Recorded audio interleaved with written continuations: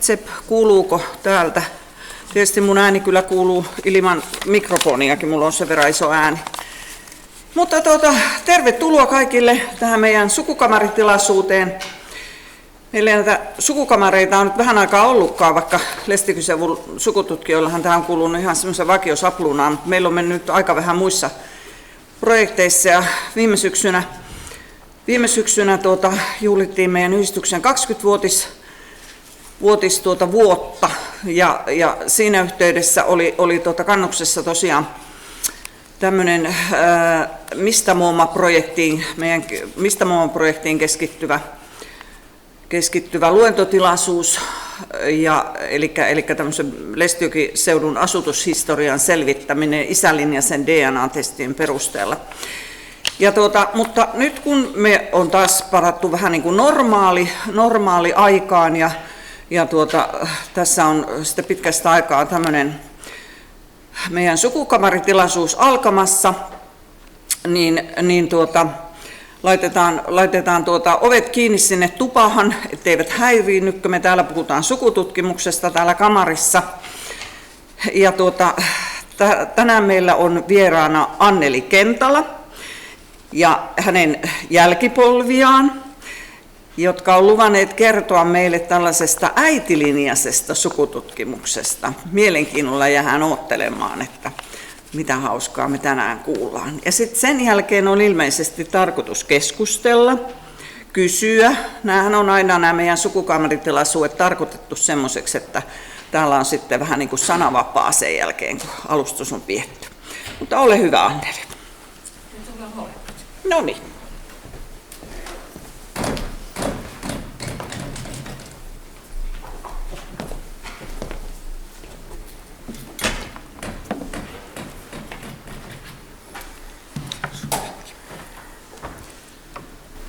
Eli hyvää päivää, yleisö. Niskanen kuulemma keskeytti, eli kyllä nyt olisi joutanut enempikin tulla väkiä kahtohan ja kuuntelehan tätäkin tilaisuutta, että enää ei ole huolta näistä 50 hiihoista. Me ei nimittäin tuon Anna-Greetan kanssa huomattu, että on olympialaiset tänä viikonloppuna, ja eikä ymmärretty siirtää eteenpäin tätä tilaisuutta. Mutta ei siinä mitään. Itse kiinnostuin tästä sinänsä justiin sen takia, että mä olen lähes 40 vuotta tiennyt sen isälinjani, tai meidän isälinjan oman isäni kautta, joka kulkee pitkin veteliä sieltä Läspälle ja Tunkkarille, ja äitilinja menee pitkin Kaustista, siis sieltä isälinjan puolelta, tai sitten pitkin veteliä kohti Räydinkiä ja Teerijärviä. Mutta äitilinjaa ei ollut tullut tutkittua koskaan. Se oli ihan tutkimaton mulle. Tiesin tuonne 1800-luvun vaihteeseen asti, tuonne Fredrikaan Asialasta lähteneeseen Riikkaan asti, mutta sitten sieltä eteenpäin niin en yhtään mitään, täytyy myöntää. Ja sen takia sitten kiinnostuin, oikeastaan myöskin sen juhlaseminaarin takia, kun siinä puhuttiin vain sieltä isälinjan DNA-tutkimuksista ja äitit jäi ihan. Ja mä ajattelin, että kyllä se äitikin sillä aina tarvitaan. Toki katoin justin, että 24 kesällä mä olin ensimmäisen kerran käynyt näitä läpi, että se oli vähän vanhempi asia jo mutta sitten lähdin siitä liikkeelle ja että nyt katsotaan vähän, että mistä ne äitit on tullut ja miten ylipäätänsä ne äitit on selvinneet. Että monta kertaa se historia on sitä sotahistoriaa ja miesten sankarikertomuksia, mutta entä sitten ne äitit, jotka jäi sinne lasten kanssa? Miten ne pärjäs kaiken sen, voi sanoa, että köyhyyden ja nälän kanssa suurimmaksi osaksi. Mutta sitten yksi semmoinen, mikä mua aikoinaan viehätti ja nauratti, niin tuolla Pajamäellä oli joku juhlatilaisuus, missä olimme. Tämä Toholampi ei ole nimittäin jättänyt minua rauhaan niin kuin ikänä vuosina missään vaiheessa. Mäntylän Jouko kysyi multa kahvipöydässä, istuttiin siinä ja hän kysyi, että miten ne suvut liikkuu, että kenenkäs tyttöjä sitä on ja te muistatte Joukon, jotka olette lamppilaisia, niin kovinkin. Ja no, mä niin kuin mietin, että mitenkään mä kertoisin, isä ja äiti he eivät olleet mitenkään semmoisia näkyviä hahmoja, että mitenkään mä kerron sen, että hän ymmärtää. Ja sitten aloin selittää kuitenkin sieltä äitini puolelta, kun Lampilla oltiin, että jos tiedät semmoisen kuin Kanala Valeriuksen, että hänen tyttären tytär. No ei mitään. Sitten mä sanoin, no monesti sanotaan, että Hietalan Vallen tyttär. Joo, se Pollenmanu. Siinä on Pollenmanu. Mä sanoin, että harvaa ihmistä on kuulkaa hevosesta tunnistettu, että kuka on. Niin, Pollenmanu oli erittäin hyvä, tai tässä lukeeko, että Pallenmanu, mutta Pollenmanuksi vissiin sanottu. Niin, hän oli Siitosori, joka oli myöskin paljon tuossa Kivelässä ja jossakin vaiheessa, Johanna näyttääkin tuolta, kun tulee sitä karttaa, niin siitä Hietalasta ja Kanasesta tuli talvitie suoraan tuonne Sykäräiseen. Eli ei kierretty tuolta Lestin kautta, vaan sieltä tuli ihan jatkuvassa käytössä vielä 50-luvun puolellakin, niin sieltä on kuljettu hevosilla sitä talvitietä pitkin, eli ne yhteydet Toholammille Oulu sitäkin kautta isot. Hevonen oli semmoinen, että se jossakin vaiheessa myytiin tuonne Pohjois-Pohjanmaan puolelle, mutta ne ei pärjänneet, se oli pahapäinen. Ne eivät pärjänneet siellä ja myivät sen takaisin tuohon isoisälleni. Ja isoisäni on tuossa kuvassa, hän oli syntynyt 1993. Ja vanhin enoni, Kauko, he pärjäsivät tuon hevosen kanssa, mutta ei kukaan muu. Että pystyvät sitten sitä pitämään ja astuttamaan sillä tammoja. On vissiin paljon astutettu. Mä oon joskus sanonut noille hevosmiehille, että minusta olisi tavattoman mukava, kun mä näkisin, että vieläkö tuo linja jatkuu jossakin. Ei jatkuu. Ai, sinä tiedät. Oleta, koska mä oon ihan tavattoman kiinnostunut tästä. Hevosista, no niin. Se ei ole. Joo, ja kun ajattelee, että tuossakin se on syntynyt 17 tuo hevonen ja no, sodan jälkeen se vielä on nähtävästi ollut ihan semmoisena kuriositeettina, että kun siinä äitin kotona ollut hevosia, niin niistä 2 vietiin sotaan ja vaan toinen tuli takaisin ja äiti aina sanoi, että se oli aivan hurjaa. Vähänkään joku paukahti, niin silloin se meni. Sillä ei oikein tehnyt enää sen jälkeen mitään sillä hevosella. Ja toinen oli kaatunut sitten siellä. Mutta tämmöisistä tarinoista lähden liikkeelle ja Johanna voi kertoa, että mistä se niin kuin tipahti tähän sitten.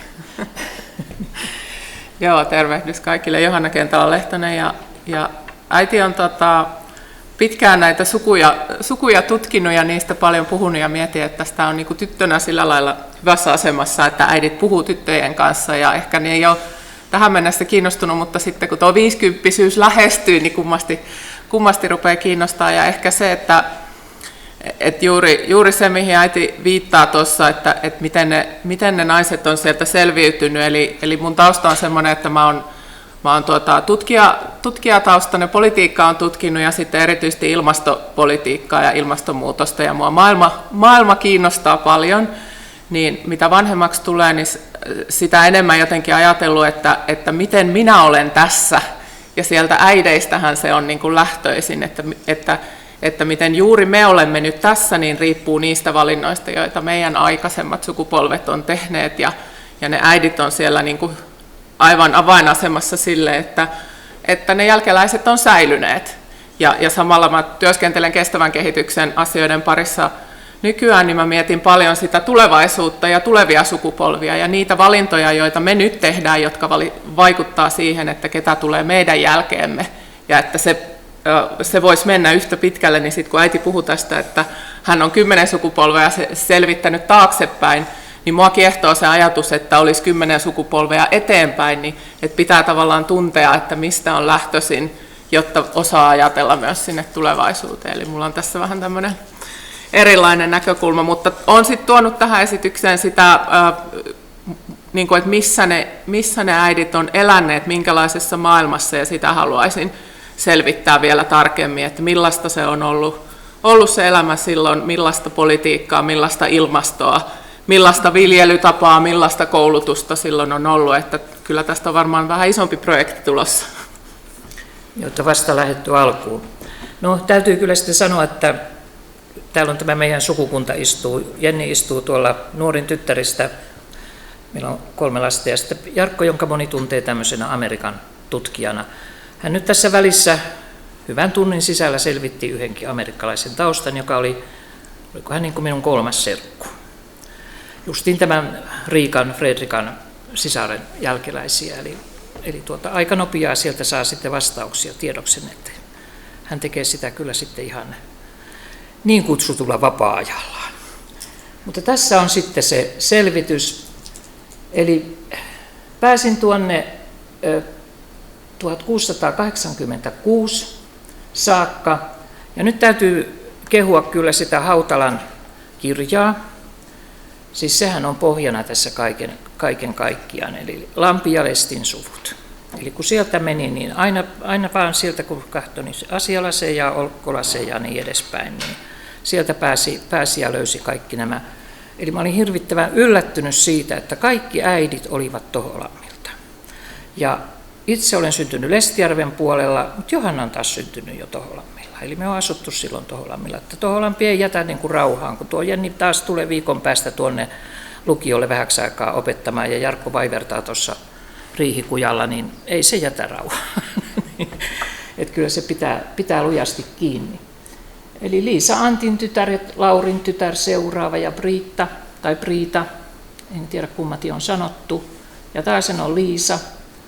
Ja sitten tulee tuolta reunasta Priita Antin tytär, Anna-Liisa Aavan tytär, ja sitten on Fredrika, ja sitten on mummuni Sigrid, ja äitini Laila, sitten itse olen tuolla, ja Johanna, ja sitten Johannan tytär, joka on Amanda Maria Matilda.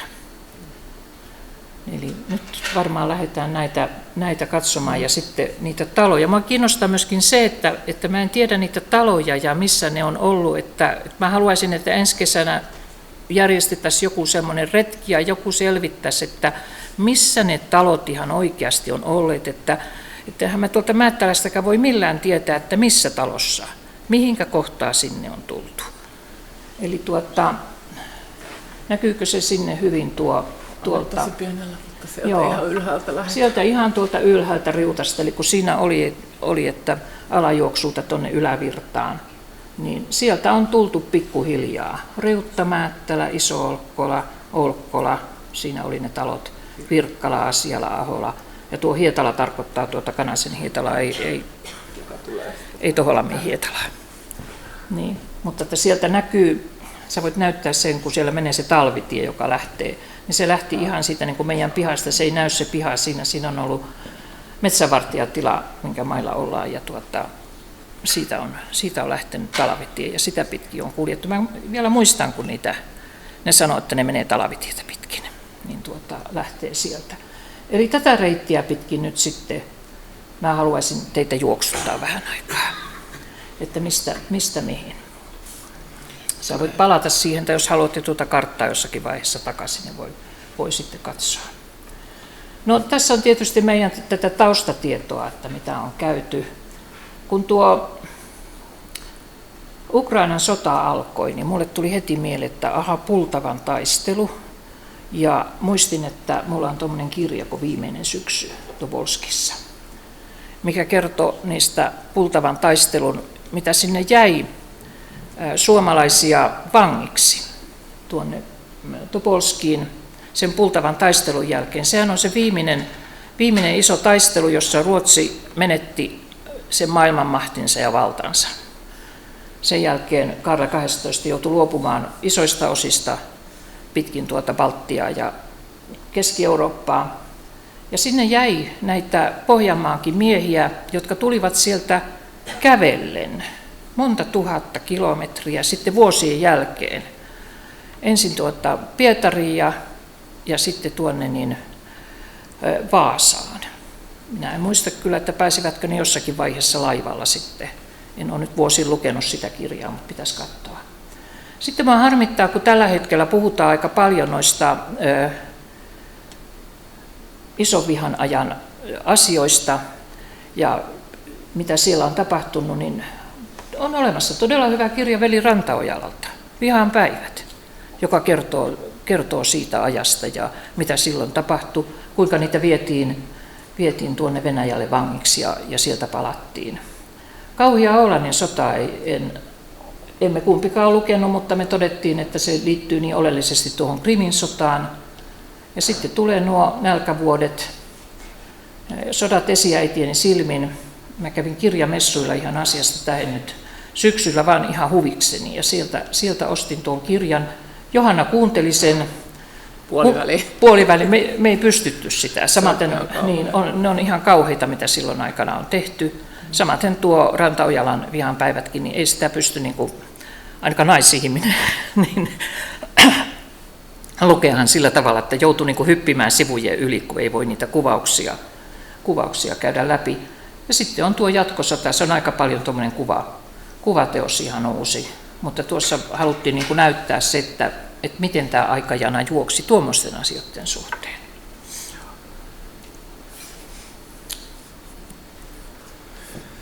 No niin, eli Raahesta Riuttaan. Mä pitkään mietin, ja Jarkon kanssakin haettiin sitä, että missä se Olkijoki on. No kyllä se kuulemma on siellä Raahessa. Mä eilen tuolta Reetalta kysyin, että kyllä me oikeasta paikasta haettiin, mutta se tuntui jotenkin ihan uskomattomalta, että sieltä on tultu. Liisa Antin tytär on syntynyt Olkijoella Raahessa 1686. Eli tuohon Riutan taloon, joka se joutui todella lujille silloin ison vihan aikana, niin tuli sitten myöhemmin tämmöinen pariskunta kuin Lauri Erkin poika Nilkkula. Siitä talosta muuten vietiin silloin 14, tapettiin miehet, se löytyy sieltä kirjasta, ja naisetkin melkein, mutta sieltä vietiin Liisa-niminen äiti ja sitten vietiin lapsia vaikka kuinka monta. Et mulla ei ole, nyt mä joudun kyllä kysyä, että kuinka paljon sitä historiaa, mä en ole lukenut tätä historiaa, niin että mistä saisi selville, että paljonko Toholammilta lähti tai vietiin. Se mä tiedän esimerkiksi, että Hausuolta vietiin 14 Venäjälle. Nehän on digitoitu kyllä, nämä vankien luettelot. No se on just sitä, mitä mä en jaksa, että mä joudun aina Jarkolle nakkaa, että hae sieltä. Niin. Sieltä voi ihan talottaan katsoa ja laskea, että mitä mistäkin on viety. Mitä mistäkin varmaan paljon enemmän kuin Imanaltakin vietiin 60. Joo, varmaan sieltä vietiin Virrankosken kirjassa siinä vanhaa Toholan historia, niin joo. Siinä on näitä lukuja. Joo. Mutta mä en tiedä, Teuvolla on varmaan parempia tietoja. Joo. Ainakin siinä on. Joo, nämä on niitä asioita, mitä mä olisin halunnut tai haluankin vielä joskus, ja varmaan Johannakin haluaa tutkia samaten kuin ne ruodut. Ne on multa edelleen tutkimatta, että mitä ruotuja missäkin oli ja paljonko niissä oli niitä sotamiehiä ja paljonko niistä joutui lähtemään. Mä sen Vetelin puolen tiedän kauhean hyvin, mutta en tätä puolta. Mutta sieltä katsottiin, että tulleet Toholammille 1712 tai hän on tullut, ja niin, no Nilkkula oli myöskin kannuslainen, että niin sitä kautta. Ja lapsia oli yhteensä 15, eli mä oon joskus sanonut, että mä jostakin olen lukenut, että sikiävää sakkia.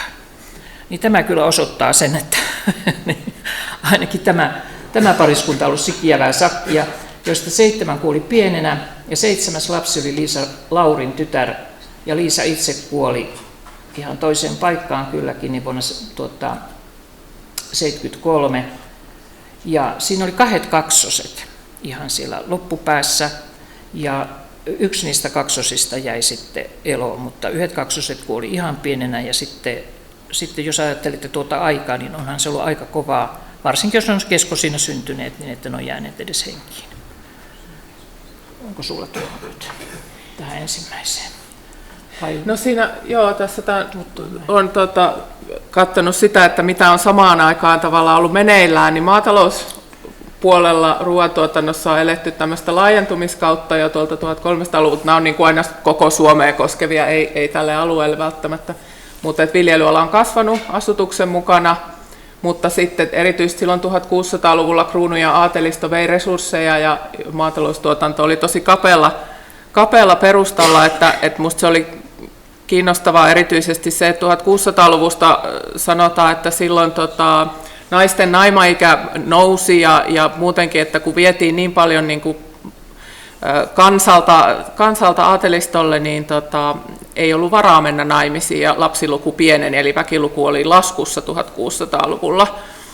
Ja sitten tietenkin nuo suuret kuolovuodet sattuu tuohon 1700-luvun vaihteeseen, eli 25% Suomen väestöstä kuoli tuolloin 1695-1697, ja siihen kohtaanhan sattuu myös, niin kuin 1600-luvulla oli erityisen paljon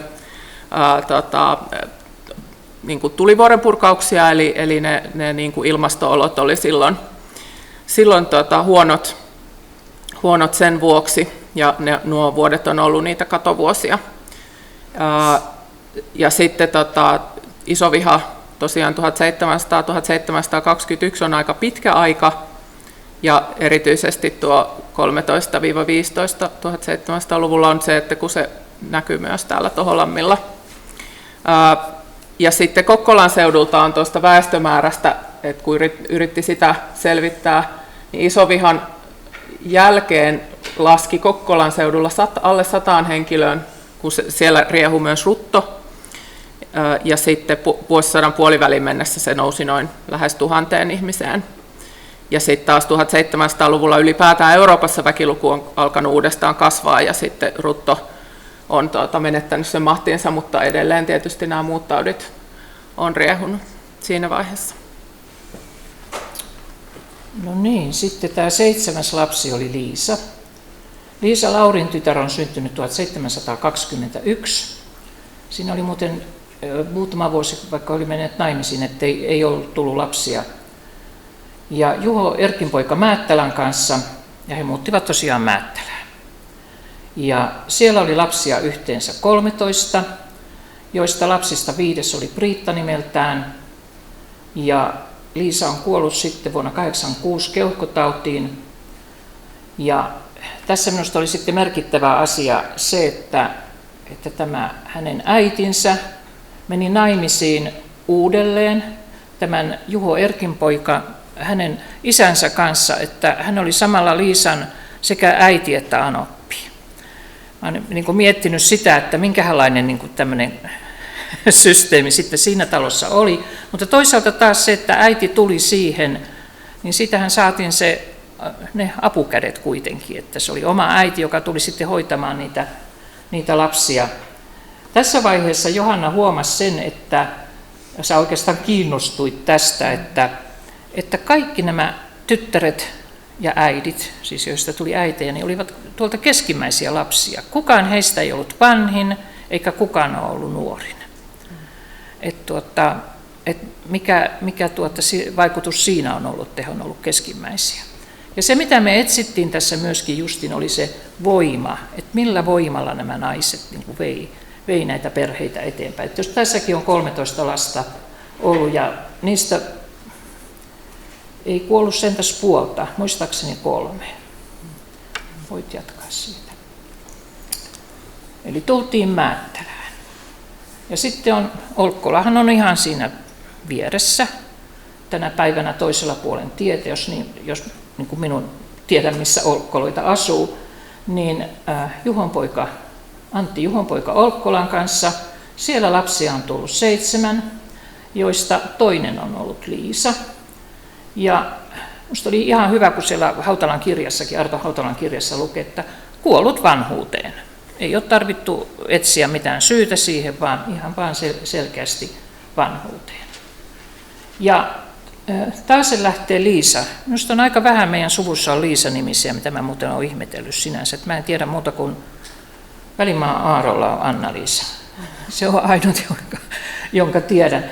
Niin, Antti Juhonpoika Olkkolan kanssa ja sieltä lähtee Liisa taas eteenpäin ja Kiviaho Iso-Olkkola. Ja nyt mun pitää, kun tuossa kartassa ei nimittäin näy, sä voit paluttaa sen kartan tuohon. Siinä ei näy tuo Kiviaho. Jossakin kartassa mä näin, nyt onko Toholampisia täällä, joka osaisi sanoa, että missä kohtaa se Kiviaho. Se täytyy olla aika, minusta se oli ihan lähellä tuossa, mutta sitä ei. Mun mielestä tuossa Pudon takaisessa ja Määttälän välillä, niin se Kiviaho niin tavallaan kuuluu siihen, että nuo vanhemmat ihmiset on ainakin tuolla Leonperän Taarnu on kertonut, missä se kiviaho On ollut, että joo. siinä on jotain, onko siinä hiiliä, boksia tai mitä siinä on tehty.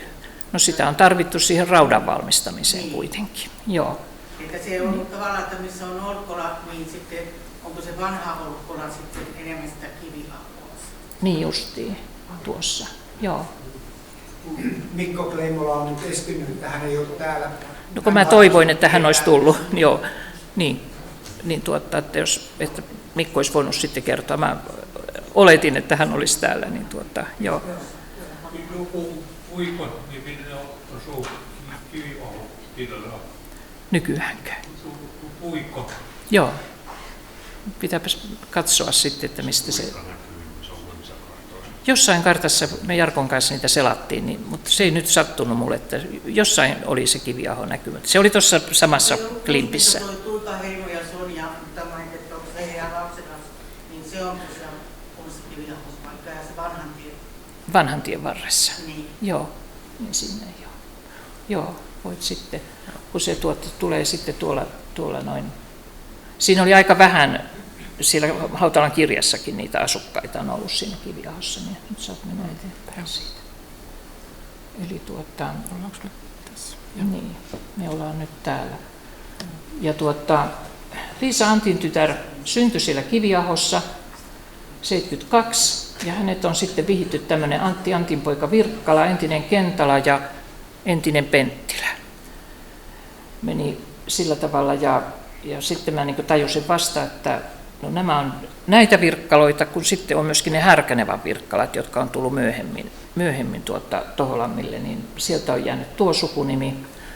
Vai mitä, Asko? Anteeksi rouvasta. Niin, kun täällä on nämä virkkalat tullut, niin onko ne näitä vanhoja virkkaloita? Joo, ne on vanhoja virkkaloita, ne on Virkkala vanhasta talosta kotoisin. Oikein sitten. Eli siellä on 1549 ensimmäinen asukas tullut sinne Kaustisen Virkkalaan. Joka on siinä teillä. Joo, justiin. Niin, siinä teillä, niin se ei ole. Joo, no, Eli se on mun setä, joka muutti Härkännuolle sitten. niin, ne on niitä. Joo. Joo, mutta entäs nämä virkkalat, joka on ollut Kentala Penttilä? Sitä ei ole tiedossa. Siitä mulla ei ole tietoa. No niin. Ne on tullut Isonkankaan puolelle mun mielestä just tuon Kentala, että siellä on paljon Kentala-sukunimisia, jotka liittyy Isonkankaan Puolella. ja Joo, justiin siinä Virkkalan puolella. joo. No se on ihan hyvä tietää taas kahtua sieltä. Siinä luki, että räätäli on ollut tämä, mutta oliko hän vai hänen isänsä? Niin vanha räätäli sieltä. Ja siellä on ollut sitten taas lapsia yhteensä 9, josta 8 on ollut tämä Priitta, joka siitä on sitten lähtenyt taas eteenpäin. Ja se, mitä tuossa seurasin ja seurattiin, oli se, että nämä on ollut ihan iällä nämä äidit. Ei ne ole mitään, yksikään neistä ei ollut kuollut muuten tuohon lapsivuoteeseen. Että niin, kaikki oli, muistaakseni, tämä Fredrika oli nuorin sitten, kun hän tulee vastaan siellä niin, näistä. Mutta onko sulla tähän nyt sitten? Joo, ja ehkä just tuosta, että kaikki on ollut siis 18 tai yli 20, kun on mennyt naimisiin, että 18-vuotiaana nuorimmat. Joo, tässä kohdalla maataloustuotannossa on vallalla sitten jo tämmöinen edistyskausi, eli nopea väestönkasvu on jo alkanut ja sitten valistus, lukutaito leviää, isojako ja sitten Venäjän kauppa on merkittävää. Eli esimerkiksi tervan myynti 1700-luvun puolivälistä lähtien paransi elinoloja ja toi tuloja seudulle. Ja sitten taas ilmastokausi on ollut 1700-1800-luvun vaihteessa niin pitkän ajan tämmöisessä niin kuin lauhemmassa vaiheessa, eli ei esiintynyt katovuosia lainkaan, eli se tietenkin sitten auttoi myös sitä maataloustuotantoa leviämään. Ja sitten rokottaminen on alkanut 1780-luvulla, eli silloin 400 lasta rokotettiin Kokkolassa ja Alavetelissä, ja nämä kaikki lapset selvisi isorokkoa vastaan. Mutta sitten taas Kaustisella ja Vetelissä vanhemmat ei antanut rokottaa lapsia, ja siellä 78 lasta kuoli isorokkoon. Eli tämäkin on niin kuin kiinnostavaa, miten se on niin kuin pikkuhiljaa elinolot on lähtenyt niin kuin muuttumaan parempaan suuntaan.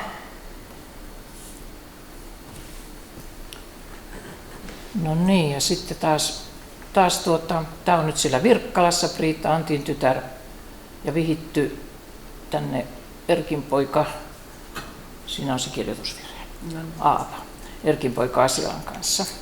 Ja lapsia tuli vain 3, joista keskimmäinen oli tuo Anna-Liisa, ja ne 2 muuta lasta ovat kuolleet sitten nuorena, eli siitä ei jäänyt ketään muuta kuin tämä Anna-Liisa jatkamaan tuota sukua. Eli siellä on ollut tämmöinen katkein. Jos tässä kohdassa tämä Anna-Liisakin olisi kuollut, niin me emme olisi tässä. Niin, siinä se tuli. Ja siinä ei syytä kerrottu, kun tuolla monessa kohtaa oli, eikä me kaivettu sitä sitten esille. Niin. Ja sitten tulee taas jälleen kerran tosiaankin tuo Anna-Liisa ja Asialaan. Ja vihitty Juhon poika Olkkolan kanssa. Ja siinä on ollut lapsia yhteensä 7, jossa nyt sitten tullaan siihen Fredrikaan, mistä puhuin, että hänestä sitten jo jonkun verran tiedetään. Ja toinen puoliso on ollut tämmöinen kuin Jaakko Asiala, entinen säilynoja, ja vihitty 1869. Tässä on nyt se, että tämä Juhon poika Olkkola, hän kuoli nälkävuosina. Eli ja samaten tuo Aapa Erkin poika tuolla, niin hän kuoli nälkävuosina. Eli ne on oikeastaan 2, mitkä mä siitä ketjusta löysin. Ja Anna-Liisan kuolinajan Jarkko tuolta väänsikin jostain, oliko tämä se, joka oli 1906. Ja Jaakko lähti Amerikkaan 1882. Ja tämänkin Jarkko aamulla kaivoi esille, kun minä kysyin, että kun sitä ei löytynyt, että miten siinä kävi. Sinne se on jäänyt Amerikkaan ja kuollut siellä 1905. Että ajatelkaa, kuinka pitkän ajan tässäkin Anna-Liisa oli yksin niiden lasten kanssa ja mies oli Amerikassa. Lähettikö rahaa? Ei tiedetä. Sekin olisi ihan kiva tutkia, mutta mistäpä se löytää. Niin tässä kohdassa niin jää miettimään, että millä ihmeellä ja ilveellä ne naiset eli ja millä ne vei sitä perhettä eteenpäin. Niin tässä sä voisit kertoa niistä enemmistäkin, mitä silloin on.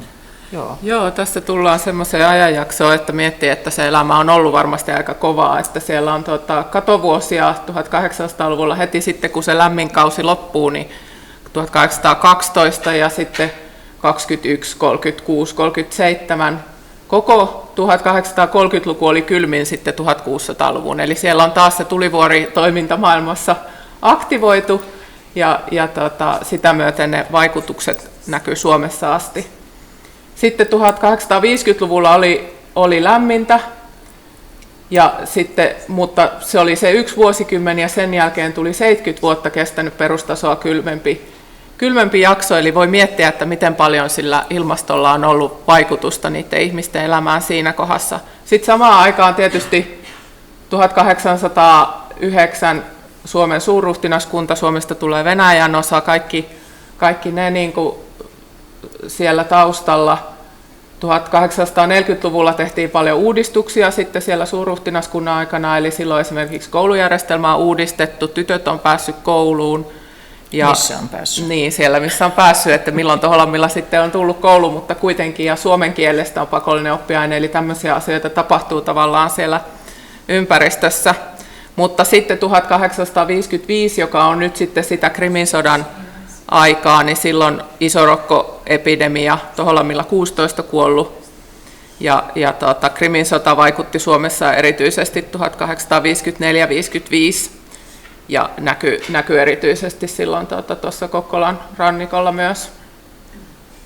Meillä on täällä Kokkola-opas, joka voisi hyvinkin kertoa pitkät litaniat Krimin sodan vaikutuksesta Kokkolaan, mitä silloin tapahtui. Mutta sä aamulla katsoit niitä tulivuoren purkauksia, mitä oli eri puolilla maailmaa silloin aikana. Muistatko ulkoa nyt yhtään niitä enää? No siellä oli siis Islannissa ja Italiassa purkautui tuolloin 1800-luvun lopulle, jotka voi ajatella, että on suoraan vaikuttanut, ja sitten on ollut näitä niin kuin historiallisen ajan suurin Etelä-Amerikassa, mutta en muista vuosilukuja, mutta nämä kaikki on ollut 1800-luvun aikana, eli ne on tässä kohdassa kyllä vaikuttanut näiden elämään. Että silloin on tullut niitä kesättömiä vuosia. 1814 taisi olla se yksi kesätön vuosi ainakin. Kyllä tuo tavallisten ihmisten koulunkäynti ajoittuu myöhemmäksi. Lohtajallahan kansakoulu perustettiin 1869, se oli yksi ensimmäisistä. Joo. Ja Ivangalla 1876 aloitti. Kalajoella kansakoulu tuli 1880-luvulla, mutta visut kunnalliset päätti, että tyttöjä sinne ei oteta.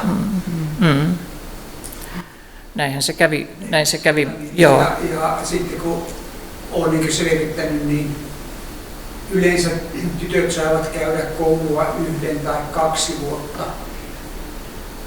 Sehän kesti 4 vuotta siihen aikaan, ja sinne silloiseen päästötodistukseen tytöt pääsevät huomattavasti harvemmin kuin pojat. Niitä tarvittiin kotona hoitamaan niitä pienempiä lapsia. Se oli aika iso. Kaupungissa Kokkolassa on kuitenkin ollut tyttökoulu, niin se on varmaan vähän eri systeemi, että siellä kuitenkin yritettiin tyttöjäkin kouluttaa.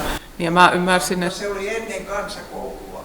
niin, ja mä ymmärsin, että 43 on ollut se, kun niitä tyttökouluja on varmaan perustettu ensimmäisen kerran, että silloin ylipäätään tytöille on avattu se niin kuin Suomen suurruhtinaskunnan aikana koulut, niin, mutta ei tietenkään tällä seudulla, mutta että Helsingissä varmasti ja Turussa siihen aikaan. Kokkolassa oli siinä, on se Böömin-talo, se, joka nykyisin osuuspankki on sillä paikalla, niin siinä on se Hieno talo. hieno talo, niin siinä yläkerrassa tehtiin tyttökoulu. Muistatko, milloin vuonna se olisi ehkä ollut? Silloin se oli. Joo, 1800. Joo, kuitenkin. Välissä ja lopuksi. Ihan siihen asti, että sitten avattiin tämä se yhteismuseo, tai rakennettiin se, Joka on siinä nurkassa. joka on nykyisin, jossa sijaitsee Kokkolan kirjasto nykyään. Joo. Niin joo, Siinä kulmittain. Joo. Muistaakseni, nyt en lukenut, joskus aikaisemmin olen lukenut, että Toholammilla joko 1883 tai 1993, jompikumpi, milloin Toholammille on tullut. 83. Niin silloin tänne on tullut tämä veteliläinen isoäitini.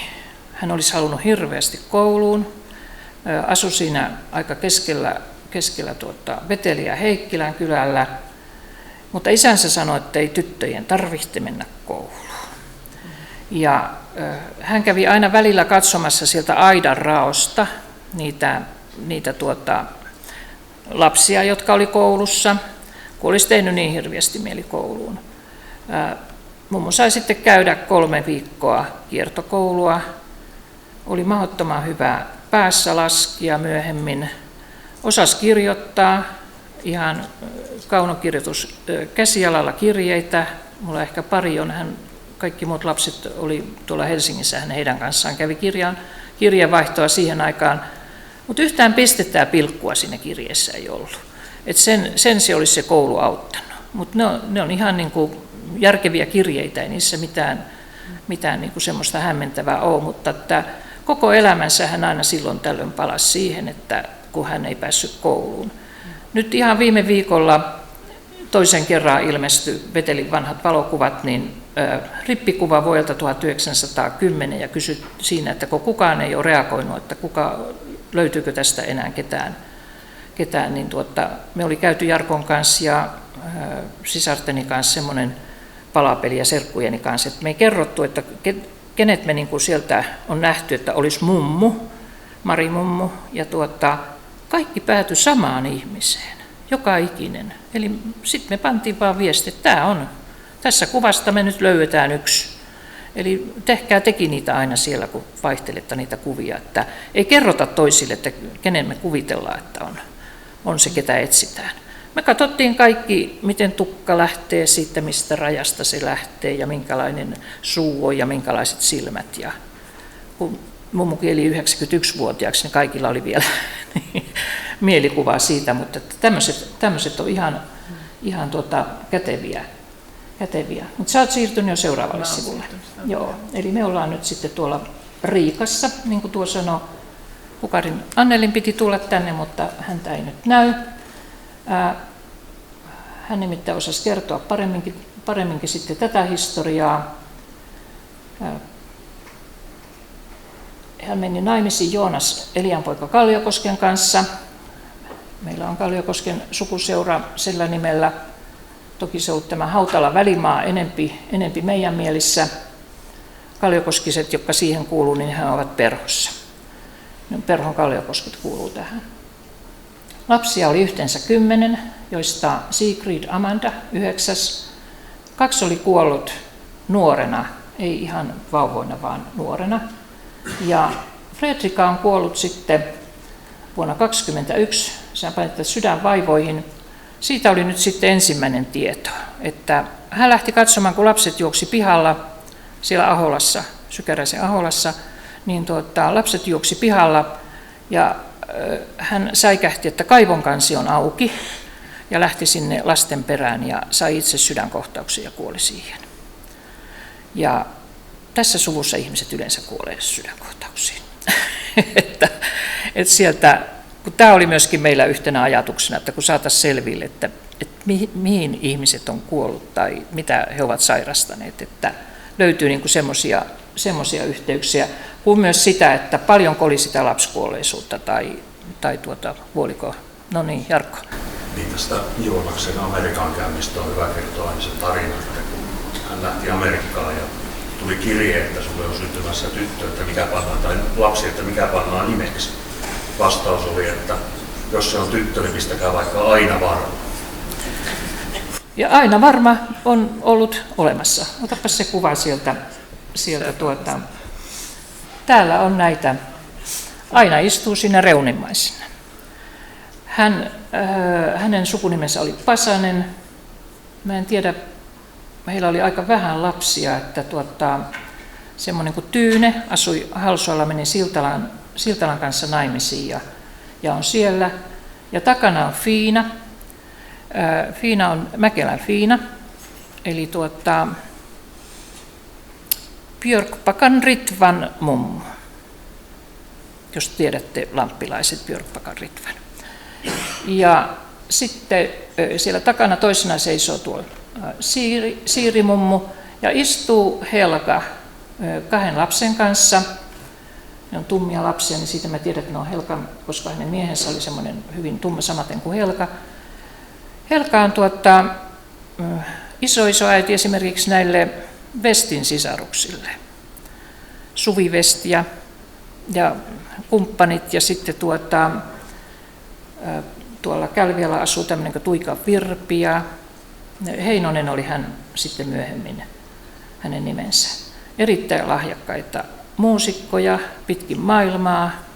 Eli hänen jälkeläisensä on niin kuin kaikin päin hyvinkin lahjakkaita. Niitä on pitkin Ruotsia ja Englantia ja sitä kautta. Ja hän oli erittäin sanavalmis. Ja kun tässä nyt on sitten tuo isoäitini Siiri, niin hän ei sitten puhunut mitään. Eli sieltä ei oikeastaan saanut edes vastausta. Hyvin vähän koskaan jutteli mistään asioista. Joskus kysyin näistä vanhoista Toholamin, että mitä siellä oli, niin ainut minkä mulle on jäänyt mieleen, että koska siinähän on kauhean jyrkät rannat, Jussi voisi varmaan kertoakin, niin siellä Aholan rannat tuolla Sykäräisessä, niin niistä jokirannoista hän puhui. Ja sitten jostain syystä he on kuitenkin olleet tekemisissä tuossa Kivelässä asunut jotakin, mutta sä voit palauttaa sen siitä vielä. Ja tuossa kun on mummo oli syntynyt 03 ja kuollut 22.6. Sitä kun ei ollut missään listoissa, niin ei näkynyt tuolla. Äitini kotona oli 5 lasta. Ja voin kertoa, että kun siinä nyt tuli sitten semmoinen isoisä oli sitä Kanasesta kotoisin ja Kaustiselta oli sitten hänen niin kuin vanhempansa ja isovanhempansa lähtenyt, niin sitten oli ihan mukava seurata 5 lasta, 3 poikaa ja 2 tyttöä. ja murre. 2 puhuu Toholammin murretta ja 3 puhuu tätä meidän Veteli Halsuan murretta. Sitten oli ihan mukava kuunnella, kuinka voi murre vaihdella sillä tavalla samassa perheessä yhtä aikaa. Eli se, mitä mummu nähtävästi puhui, niin oli sitten tätä tämän Jokilaakson murretta. Voit nyt sitten katsoa sieltä, että missä mentiin. Fredrikasta kertoa enemmän. No Fredrikasta sinänsä, jos mä ajattelen tosiaan, mitä tuo Jarkko puhui, mä en tiedä kuuliko kaikki sen, että hän se mun mielestäni vasta lujalla on ollutkin, kun tuo Joonas luuhas ympäri maailmaa siellä Amerikassa. Mä en tiedä, että kävikö hän siellä peräti useamman kerran. Ja sitten ainakin siinä vaiheessa, kun Fredrika oli kuollut, mä en tiedä oliko sitä ennen, niin hän oli tämmöisessä kassiajossa tuolla pohjoisessa. Eli siellä ajettiin niitä kuormia Kantalahdesta Rovaniemelle hevosilla. Ja jos ajattelet, että siinä on ollut kuitenkin noita lapsia, 1884 oli syntynyt vanhin. Aika pitkällä aikajuoksulla sitten lapset on syntynyt, mutta kuitenkin niin on siinä saanut leipää kiskoa mistä hyvänsä. Tarina ei kerro, että mistä. Mun pitää vielä Hukari Annelia haastatella, että tietääkö hän, että mistä ihan oikeasti saatiin ruoka siinä talossa. Ja sen verran tietysti nyt täytyy mennä miehen puolelle kertoa se juttu. Joonas meni uusiin naimisiin, muutti sinne Kanasen perälle Hautakoskelle. Ja sitten kun hänen toinen puolisonsa oli kuollut ja joku sukulaismies tuli hakemaan, toi sitten hänet tuohon Aholaan, hänet siellä vanhatettiin tuolla Välimaan Artulla ja niitten, niin oli kysynyt, että no, kun sä lähit sinne ja menit hakemaan sieltä rikkautta, niin saikko? Ei tullut rikkautta, mutta ei tullut rikkautta eikä tullut rakkauttakaan. Että vastaus oli tämmöinen aika nuiva. Hän oli erittäin hyvä, jos mä ajattelen sitten kuitenkin Joonasta, niin puuseppä. Hän on tehnyt noista Halsuan kirkon, siellä vaihdettiin penkit 1930 ja 1932. Meillä on pikkusänky, joka on tehty niistä Halsuan kirkon vanhoista penkeistä. Ja samaten Siltalan Markulla oli tuon Pasasen sukua, niin siellä on keittiön kaapisto, joka on tehty. Ja semmoisena kirjoittamattomana tietona on, että Lestijärven kirkon se ydinrististö tai se, miten se on siellä rakennettu, niin olisi hänen tekemänsä. Tämmöisiä lahjoja on sitten ollut, jolla nähtävästi on sitten rahoitettu sen perheen toimeentuloa kuitenkin. Mutta sitten sen takia tietysti sitä rikkautta ja rakkautta ei tullut, kun hän poltti piippua ja se piipusta tipahti tuhkat sinne, kun hän teki niitä puusepän töitä. Ja se talo, missä oli, se oli iso talo siellä Hautakoskella, niin se paloi. Se syttyi palaamaan, koska ne oli niin kuivia kaikki ne, mitä siellä oli. Ja no toki se talo rakennettiin uusiksi, mutta mä oon pitänyt niin kuin kaikista isoimpana asiana, että siinä talossa oli tämmöinen kehitysvammainen poika, joka ei ollut niin kuin heidän yhteinen poikansa. Tästä kertoi tämän pojan sisar mulle vuosia sitten. Niin kun se syttyi palaamaan se talo, niin ainut asia, minkä Joonas siltä pelasti, niin oli, että hän sieppasi sen pojan sylinsä ja kantoi ulos. Hän ei ottanut niitä Amerikasta tuotuja, hän oli tuonut sieltä kaikkia näitä puusepän verstaan tuotteita höyläpenkistä lähtien. Ne kaikki jäi sinne ja paloi, mutta se poika oli paljon tärkeämpi ja hän pelasti sen.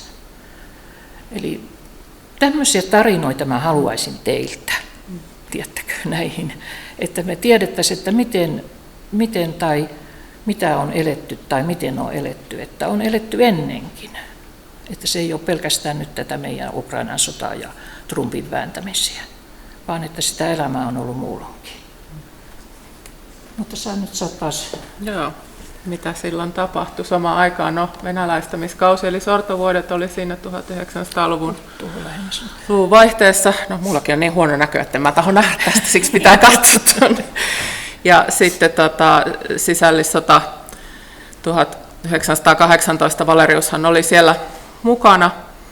Sitten ilmastohistoriassa meneillään on kylmäjakso, katovuosia, tietysti ne nälkävuodet ja sitten myös 1800-luvun lopulla ja 1900-luvun alussa useita. Eli siinä suurin nälkävuosien aikaan 8% kansasta kuoli ja suurin osa menehtyi tauteihin. Ja myös mainittiin siellä historiasta erityisesti keski-ikäisten naisten suuri kuolleisuus on niiden aikaan. Ja nälkävuosien taustalla ilmaston lisäksi oli ravinnepula, riistapula ja tuontiriippuvuus. Eli ei ollut pelkästään ilmastollinen se syy. Ja sitten alkoikin karjatalousjärjestelmän aikakausi, eli kasvoi pellolta rehua, metsistä rahaa, vapaakauppaa, vientiä ja tuontia siinä samoihin aikoihin. Siellä jossakin oli Toholammista, että 1500-luvun loppupuolella täällä oli peltoa 5 hehtaaria. Nyt en katsonut, mikä on luvut tänä päivänä, mutta että kyllähän Toholampi tunnetaan niin kuin tämmöisenä todella maanviljelypitäjänä, että meidän pitää niin kuin siihen tähdätä, jos ajatellaan, että se karjatalous sitten kasvoi ihan oikeasti ja sitten alettiin niin kuin sitä silloin Paula Harjun kirjasta niitä lukenut, mitä kirjaa mulla ei ole nyt tällä hetkellä käytettävissä, mä olen lukenut sitä jostakin tietokoneen jutusta. Siinä oli se, että mitä silloin tehtiin ruuaksi ja mitä syötiin, niin oli, no niin, mikä se nyt oli taas se, minkä juuria ne söi. Osmankäämä, no sitä Kälviällä ainakin on paljon, mutta sitä ei meillä päin ole ollut vasta kun näihin aikoihin sitä on ruvennut tulemaan sinne. Niin että mitä kaikkea niin kuin piti syödä ja mihinkä kaikkeen piti tottua. että silloin vuonna 1967, silloinhan tuli kesä hirviän myöhään, mutta ihmiset kuitenkin sitten viljeli sen jälkeen, jos niillä oli siemeniä. Ja sitten 6.9.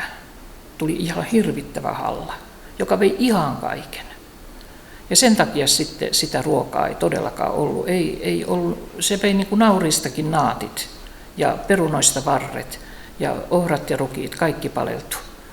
Niin te, jotka olette elänyt silloin 5-60-luvulla, muistatteko sitä hallaa, kun sitä pelättiin, kun se tuli rannikolla. Sitä ei tullutkaan sillä tavalla, mutta meillä se tuli ja yhdenkin syksyn muistan, kun lyötiin seipäille niin paljon kuin ikinä kerittiin, meitä oli tyttöjä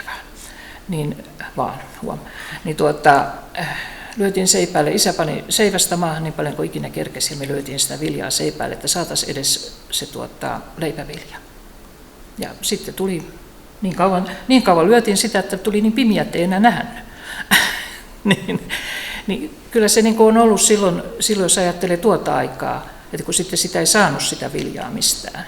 Ja se mikä tuli, niin sehän jäi tuonne Itämerelle, kun Itämeri jäätyi, niin ne viljalastit jäi sinne ja sitten se vielä homehtui se vilja siellä, että se oli homeista se vilja mitä tuli. Mutta se, että onko näistä nälkävuoden jutuista, niin Karin Annelin kanssa oli taas puhetta, että ei ne vanha väki kertonut, kun meillä Kanasessa jonkun verran on näitä vanhoja tarinoita, kun siinä on ollut se kestikievari keskellä kylää, mihinkä ihmiset tuli ja mistä piti sitten aina lähteä, niin niitä tarinoita on olemassa, mutta onko täältä? En mä löytänyt. Mä en tiedä, onko täältä paikallisia, en saa yhtäkkiä sanoa siihen, mutta jos kiinnostaa nämä nälkävuodet ylipäätään, niin luultavasti Areenassa on vieläkin tämmöinen moniosainen nälkävuodet tämmöinen podcasti. Syksyllä viimeksi kuuntelin sen ja siinä oli justiinsa tästä, että se oli paljon monisyisempi nämä syyt. Siinähän oli valtiopolitiikka. Manni oli hyvä tekijä. Sitten toinen asia oli vielä se, mikä tuossa tulikin ilmi, että se väestö oli kasvanut. Se oli kasvanut niin paljon, että sitä tilatonta väestöä oli niin paljon, että suurin osa näistä, jotka menehtyi, ei ollut taloudellisia. Ne oli tätä irtainta väestöä, jolla ei sitä ennenkään ollut juuri mitään. Ne oli just siinä nälkärajan tavallaan. Palkat oli niin huonot, että niille ei tarvinnut paljon tulla, kun sitten tuli lähtö. Eli Rantaojalallahan on kirja, niin on. joka sijoittuu tänne ja kyllähän se Snellman siinä, joka oli senaattori, karkeita virheitä teki, että hidasteltiin sitä avun saantia niin, että meri jäätyi ennen kuin se kerkisi tänne. Ja toinen vielä pahempi virhe oli se, että pidettiin vastikkeettoman avun antamista sellaisena, että se katkaisee moraalisen rannan ihmisiltä ja vaadittiin näitä hätäaputöitä, johon köyhiä, sairaita kerääntyi paljon, jossa sitten ne taudit pääsi leviämään. No. Toinen oli nämä hätäaputyömaat, niin kuin esimerkiksi nämä ratatyömaat Etelä-Suomessa. Ja toinen oli sitten nämä köyhän talot vielä, mitä niin kuin perustettiin. Sehän tuli viimeinen kuoleman loppu sitten, koska sehän levitti ne taudit niin kuin tavallaan. Että siellä ei ollut paljon mitään mahdollisuuksia selvitä. Joo, meillä justiin Halsolla on hyvin paljon justiin näistä Kanasesta Lestijärvelle. Sitä tietä tehtiin hätäaputyömaana ja en nyt muista niitä määriä, mitä sitten sai päivässä niitä jauhoja, joka minusta sekin oli aika tyhmää, että annettiin niin kuin näin yksitellen jauhoja. Miksi ei annettu sille porukalle jauhoja, joka olisi voinut leipoa niistä leipää? Mutta mä ainakin ymmärsin sen, että ne annettiin jauhoina. Ja sitten siinä oli se, että kun niitä kulkijoita tuli, kun siinä oli se kestikievari, niin nehän sai olla vain yhden yön siinä. Ja aamulla piti jatkaa taas matkaa. Ja ajatelkaa nyt niitä huonokuntoisia. Ja samatenhan meillä on siinä jonkun matkaa, kun lähdetään Kanasesta Lestille päin, niin siinä on semmoinen kuin itkukallio, jossa kerrotaan, että äitillä oli lapset mukanaan ja siinä sitten nälkäiset lapset, niin niistä ainakin yksi kuoli siihen sitten. Ja siinä on äiti itkenyt sitä lastansa. Eli taas näitä kertomuksia. Ja sitten siinä oli vielä tämä kerjäyslainsäädäntö niin sanotusti, eli että kerjäläiset sai olla vain omassa pitäjässä ja esimerkiksi Himangalla on säilynyt näitä ne on digitoitukin, niin köyhähoidon pöytäkirjoja, missä on, että siellä on niinku henkilö, joka on niin sanotusti palkattu viemään sitten näitä ulkopuolelta kerjäläisiä takaisin sinne pitäjään, jotka on ollut muutenkin jo heikossa kunnossa. On ollut palautuspolitiikka jo silloin. Ei mitään uutta auringon alla, että kyllä just niin kuin Teuvo sanoo että tämä ajatus siitä vastikkeettomasta ja kaikesta muusta, niin se on ollut sellainen sosiaalipolitiikka. Se oli, ja silloinhan sitten tulikin se sosiaalipolitiikka, jos ajattelette, niin no se tuli jo silloin 1865 ikään kuin se laki, mutta eihän sitä laitettu voimaan sitä lakia sitten, että miten pitäisi hoitaa niitä asioita eteenpäin, mutta että ihan oikeasti se, että niistä ajoista ei ole kerrottu, kun mä niin mietin sitä, että molemmat mummut olisi pystynyt kertomaan siitä niin kuin takautuvasti, koska heidän vanhempansa oli jo sen aikaisia. Mutta ei ikään mitään tämmöisiä juttuja kuitenkaan kuulu, niin se ei ole. Tällaisia puolista aika kaukanakin, että en tiedä, onko ne seurakunnan kuuliluettelut kuinka tyhjentäviä, että esimerkiksi Varkaudessa kanavatyömaalle lähdettiin himankalaisia, rautialaisia, halajokisia ja siellä on sellainen muistomerkki, jossa on muistaakseni 287 kanavatyömaalle kuollutta. Ja siellä on niin alajuoksua asuvia, ehkä tohlampilaisia myöskin. Joo, ja sitten niitä lähti ainakin meiltä päin, no kun ne oli aika paljon Kanasenkin tullut Kaustiselta ja ne oli isommaksi osaksi jotain nikkarisukua, niin niitä lähti töihin tuonne Viipuriin. Ja yksikin perhe lähti sinne, he jätti yhden pojan, joka oli ihan pieni, muistaakseni se muuten jätettiin tuonne Puron takaisin. Siellä on se kosken varressa semmoinen paikka niin se koko perhe kuoli samana syksynä siellä Viipurissa, niin johonkin näihin tauteihin sitten yksi kerrallansa, että ei heistä kukaan tullut sitten enää takaisin. Ja se poikakin sitten kuoli muistaakseni 15-vuotiaana. Et ihan on katsottu siskoni Annikin kanssa aikoinaan sitä, että miten siinä kävi, mutta niitä meni varmaan muitakin sitten. Ja sittenhän siellä oli se iso rautatietyömaa, mihinkä täältä ainakin Perhon puolelta lähti väkiä. Tulee mieleen tuossa, että ihan nyt tältä sivulta en osaa sanoa, että on kirjoitettu, mutta Pietari Päivärinta on kirjoittanut näistä nälkävuosista tuolta pikkasen ja voi arvoa, että nyt aika yksi yhteen on. Niin Joo, sieltä mä niitä myöskin olen katsonut ja Samuli Paulaharilta. Joo, niin että mitä on tapahtunut, mutta se, että siellä aina jää niitä tyhjiä, ainakin mulla jää ajatuksia tyhjinä. Mutta nyt saat mennä seuraavalle vuosisadalle. Joo, tämä on nyt sitten tätä meidän omaa sukua. Tuossa olikin maininta tuosta Valeriuksesta. Hän oli tuolla, miksi sitä nyt sanotaan sitten, kansalaissodassa, sisällissodassa.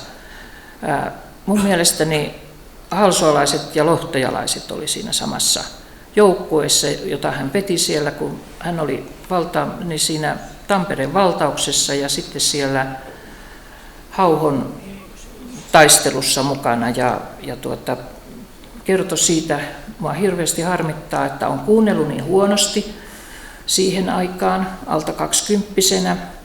Hän kävi kun tiedätte, kun tukat lipataan. Isä lippasi tukan. Muistatteko sillä semmoisella tämmöisellä koneella, eli lyhensi sitä tukkaa. Niin hän istui siinä sitten, kävi aina semmoinen musta rantu meni, kalju oli päältä muuten, niin hän puhui niistä asioista, mutta kun ei kuunnellut. Oli hyvänen aika, kun sitä ei kuunnellut. Mutta kun olisi silloin ymmärtänyt kuunnella enempi ja painaa mieleensä, että mitä hän puhuu niistä. Hauhon siellä kentillä niin 4 halsualaista meni. Mä en ole katsonut nyt sitten Toholammin, että miten siellä sodassa on mennyt. Mutta niin. Ja toinen asia, että onko Toholammilla muuten nälkään kuolleiden muistomerkkiä? On. Missä? On siinä semmoinen aika iso alue siinä niin Sakastin jälkeen. Niin siinä. Niin, joo. Että kun tuolta Amerikasta tuli niitä vieraita viime vuonna, niin mä yllätyin, että kuinka paljon siinä on haudattu, mutta mä en nyt yhtäkkiä. Muistan niitä. Joo, mä luulen, että se on vaan tälle uusia asioita varten varattu, mutta todella se on aika iso alue sinne. Mihinkä on haudattu. Joo, no hyvä tietää, kun en löytänyt netistä semmoista tietoa. Ja vielä semmoisessa kohtaa, missä on se, joka on siihen hautasmaana muutettu jo ensimmäisenä haudattu. Se on siinä ihan niin kuin pielessä, että se on niin kuin, ei se ensimmäinen Sakastin jälkeen, vaan se seuraava vasta. Justiin. Niin joo, siellä on. Lestiltäkin löysin viime kesänä, että sielläkin on tämmöinen kuitenkin, missä on mutta että niitähän ei niin paljon, jos ajattelee suhteessa ollut siihen nähden, kun mitä Halsualla oli 127 muistaakseni on nälkään kuolleita. Ja mä sanoisin, että Lestillä varmaan on auttanut se, että järvi on siinä. Ja sitten Niemellä ei välttämättä aina paleltunut viljat. Että niitä saattoi olla semmoisia kohtia. Mutta äidin kohdalla lukee edelleen, että hän on syntynyt Toholammilla, eli mummo on ollut silloin nähtävästi vielä Aholassa, tai sitten kirjat ovat olleet, koska he muutti sitten tuonne, kun se oli sulla se kartta siellä, joo, ja tämä punainen piste. Tuolla tuo punainen piste on Hietala. Ei se niin hirveän kaukana. Niin, ettei ole mikään ihme, vaikka sitten se yhteys on säilynyt. Isä oli tämmöinen orpo. Toki mummo meni toisiin naimisiin. Hän otti ensinnäkin, sitäkin mä muuten seurasin tuossa, että täällä ne ei ole oikeastaan kenenkään ei ole lainausmerkeissä tarvinnut ottaa vanhaa miestä, vaan he ovat menneet ihan oma-ikäistensä kanssa naimisiin. Mummuni meni toinen mummo vanhan miehen kanssa, mä en sitä 10 vuotta pidä minä, vaan siis ihan 10 vuosia. Ja siellä oli jo lapsia, ja sitten mummulla ja Matilla oli lapsia, ja sitten mummo meni uusiin naimisiin, ja siellä oli lapsia, eli mummo aina sanoi, että hänellä on 23 lasta. Mutta tämmöisen en tavannut tässä litaniassa. Ja sitten tietysti veteraaniasiat on hirveän tärkeitä ollut meillä aina. Isän veli katosi ja nähtävästi joutui vangiksi ja silminnäkijä kertomuksen mukaan olisi ollut siellä Tserepovitsan vankileirillä. Mä aina ajattelin, että se voi vielä selvittää, mutta ei sitä enää voi selvittää, kun rajat meni kiinni. Ja asutustilalla me on asuttu, jossa nyt sitten asuu tuo Jenni perheineen. Yrittää kiskoa siitä jotakin, Jussille tiedoksi, yrittää kiskoa siitä jotakin. Ja käydä välillä Toholammilla lukiolla opettamassa. Ja meitä oli 4 tyttöä, josta itse olin toisiksi nuorin.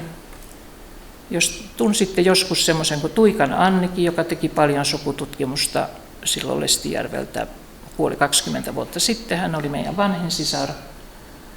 Eli hän oikeastaan se, joka tartutti meidän tämän taudin. Ja äiti kuoli 2007.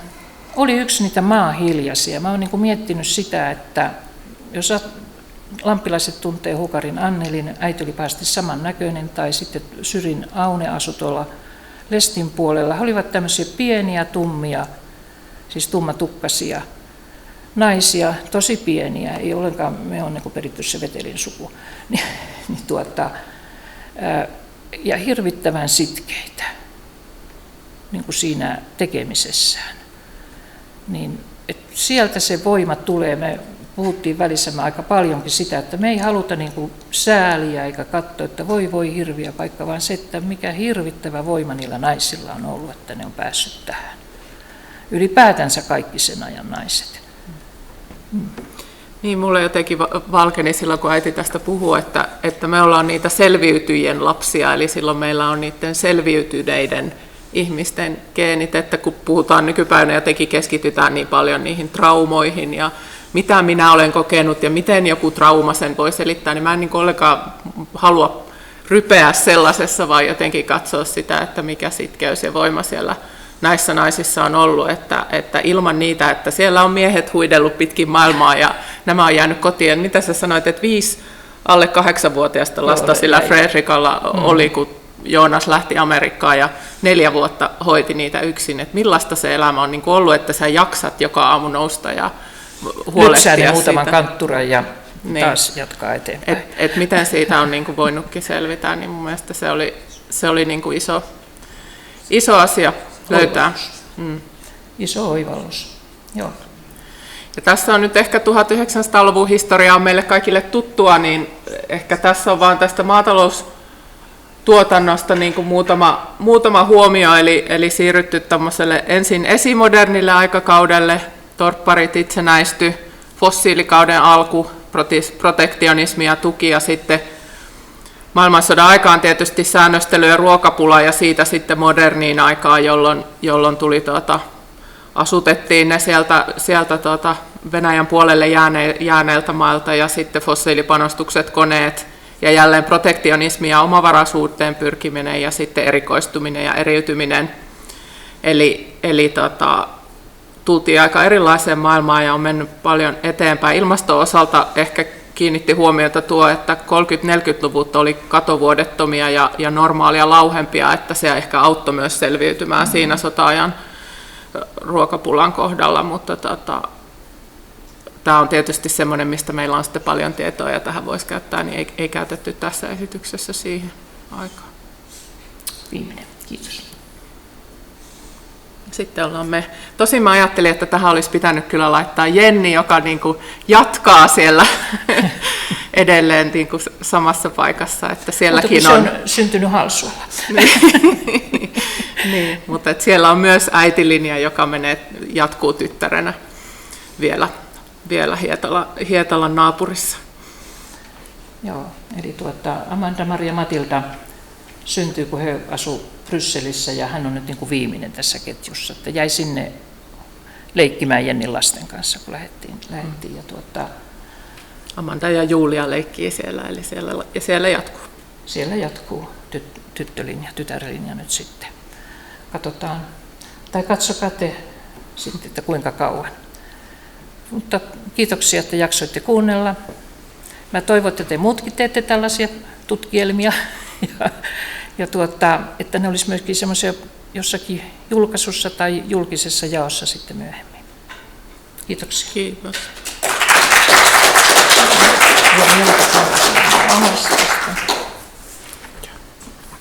Kiitoksia Anneli ja nyt nimi on vähän hukassa. Johanna. Eli 2 asiaa mulla nousi tästä mieleen. Ensinnäkin tämä, että se on tosi hienoa, että tuodaan tämä naisten linja, tämä naisten ketju, niin kuin tavallaan tämä meidän julkaisuseminaari oli sen takia keskitty valitettavasti vain isiin, koska sitä asutushistoriaa ei voi tehdä muuten sitä genetiikkaa nykyään. Mutta ja toinen asia on nämä tarinat. Eli mun mielestä on tosi hienoa, että niitä tarinoita sieltä niin kuin lihahuitten päälle. Eli ihmisiähän on maailma täynnä, mutta ne tarinat on se sukututkimuksen suoja. Näin Kiitoksia. Kiitoksia. Ota mun Joo, mä otan vielä. Kiitoksena teille vähän lisää tarinoita.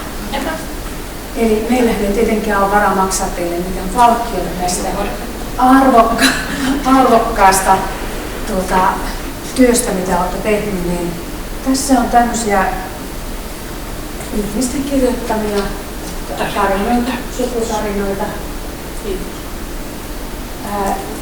ympäri maata. Ne on tämmöinen aina vuosittain sukututkimus, joka julkaisee tämmöisiä. Joo, no aina 20 vuosittain. Joo. Kiitoksia. Kiitos. Oli tosi mielenkiintoinen. Ja tämä oli minusta tosi kiva tämä tapa, että se maailma, peilataan siihen maailman tilanteeseen. Se oli niin tosi mielenkiintoinen. Siitä tulee ihan, musta se oli, Jaana aamulla haki niitä tulivuoren purkauksia pitkin maailmaa, rakatauta ja muuta. Niin sieltä aina näki, mitä varten on ne olkivuodet silloin 1600-luvun alussa tai sitten 1600-luvun lopussa osanalaiset nähdä. Siellä ne oli sitten nyt kun se Islannin tulivuori purkautui silloin 10 vuotta sitten, 15 vuotta sitten. Silloin muuten sattui Toholaappiset olemaan aika moni, ja isänsäkin oli, niin tuolla Saksassa katsomassa biokaasulaitoksia ja ne ei päässyt pois sieltä. Ne tuli pitkin Ruotsia, Tanskaa ja Ruotsia tuonne Haaparantaan ja sieltä kautta kiersivät niin junalla ja autolla ja millä hyvänsä pääsivät pois.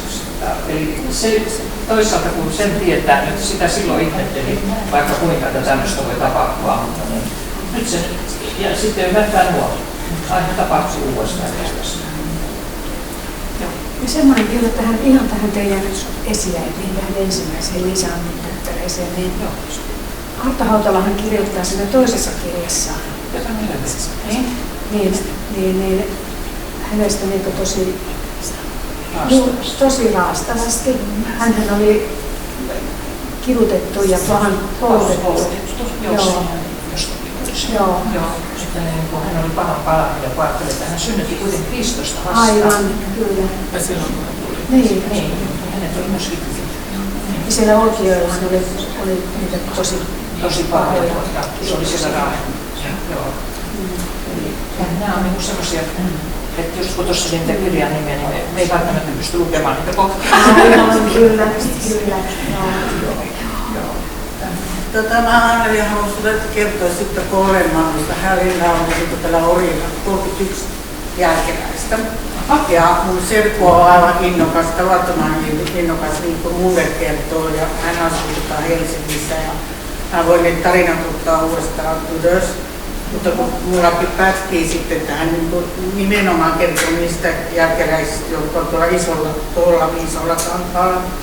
Ja sitten mä oon omaa sukua Enäkkäläkin. Yksi Kolemanulainen on ollut Kiireistöllä ja yksi Kolemanulainen on ollut Hirvikoskella kanssa. Ja niin tämän tyttären poika on purrut mua.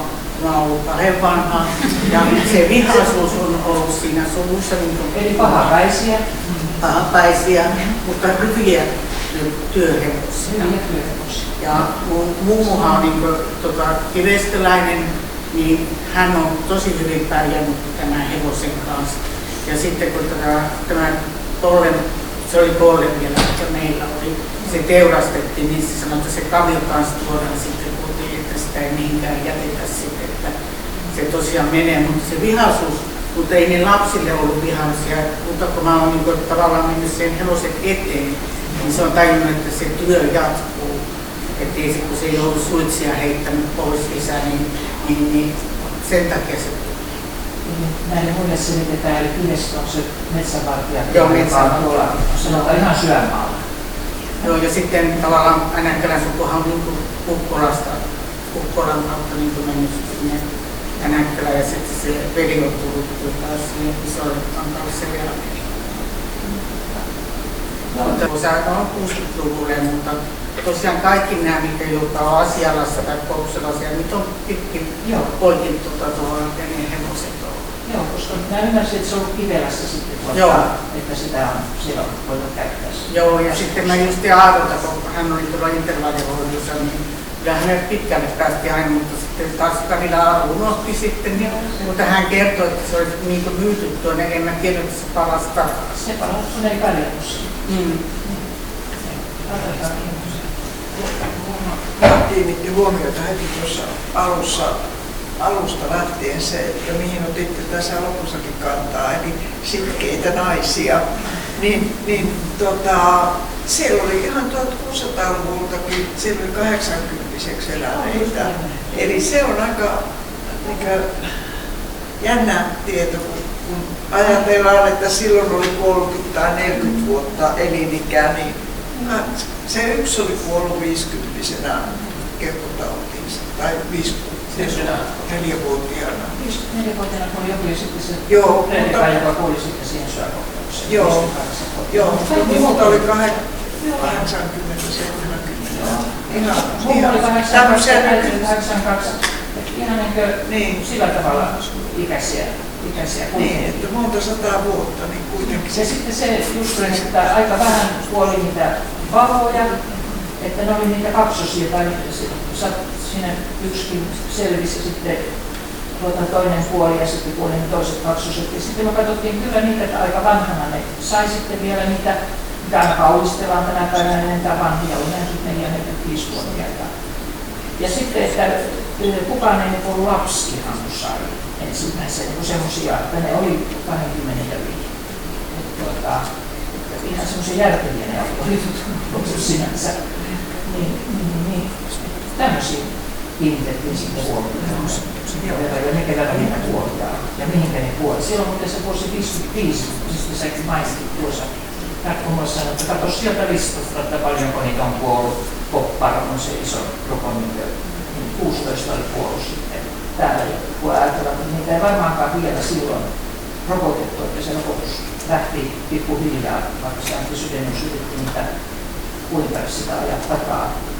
Tuohan oli samalla, me kuuluttiin silloin vielä tähän Lohtajaan suurpitäjän alaisuuteen, mutta sitten kun mä katson sitä Halsuankin-listausta siellä, niin hän kävi välillä moittimassa.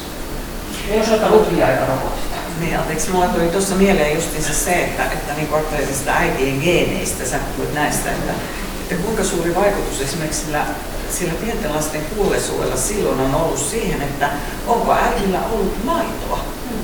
Mikä se on ollut se vaihtoehto silloin? Siis se on melkein lapsen varma kuolema, jos äidillä ei mitään ymmärretty hygieniasta. Hygienestä ei ymmärretty ja sarvesta juotettiin sitä maitoa.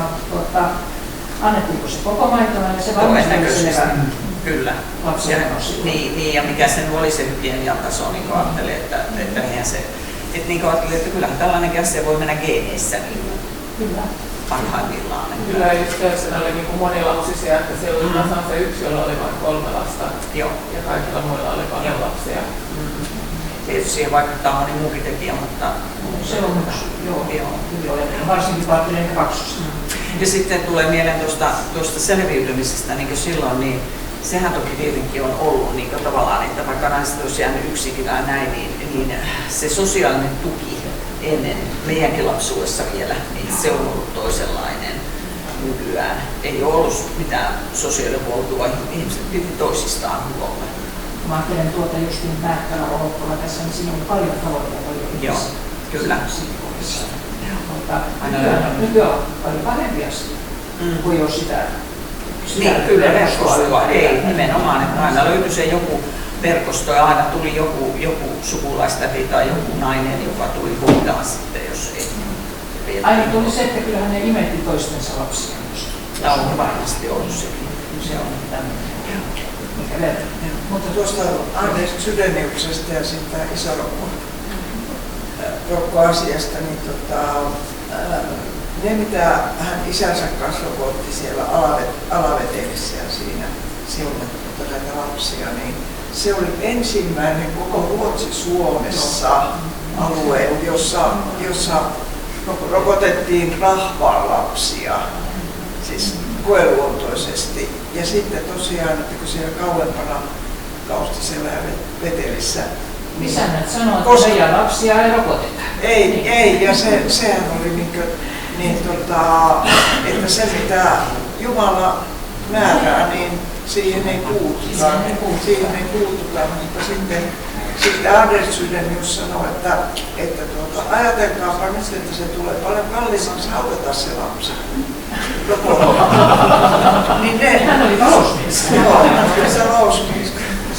Sydänjyshän oli meidän alueen läänintovasti ja kyllähän siinä ominaisuudessa pystyi tätä rokottamista levittää. Tietysti minä tiedän lähinnä Lohtojen ja Himangan näkökulmasta, että kyllä 1800-luvun alussa kaikki minun esivanhempani oli rokotettu.